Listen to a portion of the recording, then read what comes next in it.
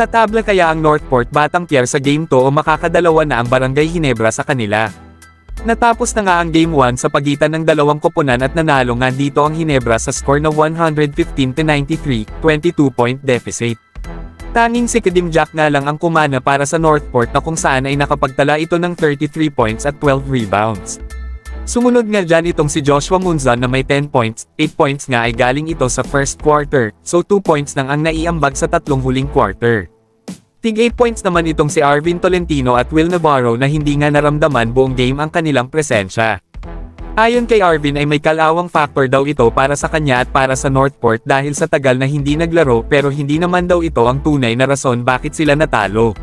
Samantala para sa Ginebra ay best player naman itong si Troy Rosario na may 16 points at 8 rebounds.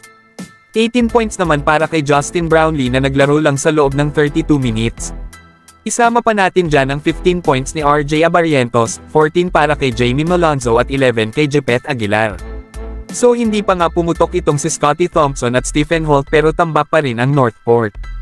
Pero sino nga ba ang mananalo sa Game 2? Para sa akin ay makukuha pa rin ito ng Barangay Ginebra. Hindi din kasi ganun kadali mag-adjust lalo na kung natambakan ka pa nila. Third quarter pa lamang ay alam mo nang tapos na ang laro dahil umabot na sa 21 ang lamang ng Ginebra.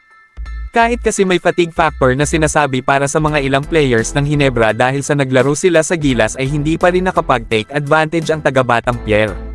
Ramdam mo din kasi ang digil na gustong manalo ni Justin Brownlee at Coach Tim Cone matapos ang 4 na sunod-sunod na pagkatalo sa nakaraang laro ng Gilas Pilipinas. Nakikita rin talaga ang lack of experience at leadership sa koponan ng Northport dahil sa kapabayaan na lumayo ang lamang. Kaya naman para sa akin ay makukuha pa rin ng Barangay Ginebra ang Game 2, ikaw idol, tatabla kaya o makakadalawa na ang Ginebra?